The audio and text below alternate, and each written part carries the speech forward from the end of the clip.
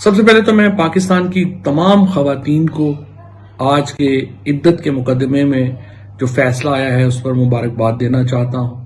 یہ بشرا be be کا معاملہ نہیں تھا، یہ پاکستان کی ہر عورت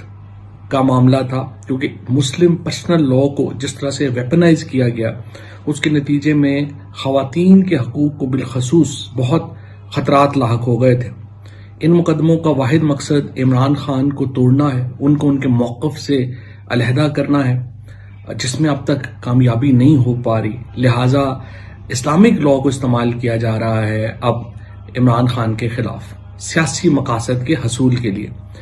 اس کی جتنی بھی مذمت کی جائے اتنی ہی کم ہے۔ میں یہ سمجھتا ہوں کہ آج عدالت کا فیصلہ حق کی فتح ہے، انصاف کی فتح ہے، اور امید ہے کہ اس فیصلے سے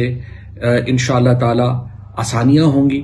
اور تحریک انصاف کو جو بڑی کامیابیاں ملی ہیں، پاکستان ایک انصاف کی طرف بڑھ رہا ہے، عدالتیں امپاور ہو رہی ہیں، ججز جو ہیں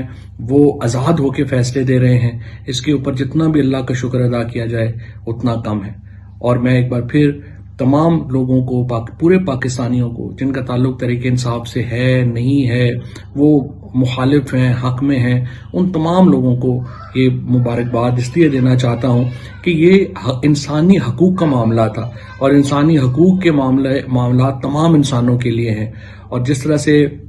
اس حکومت نے اسلامک لا کو استعمال کیا اپنے سیاسی مقاصد کے حصول کے لیے، اس کی جتنی بھی مذمت کی جائے اتنی کم ہے۔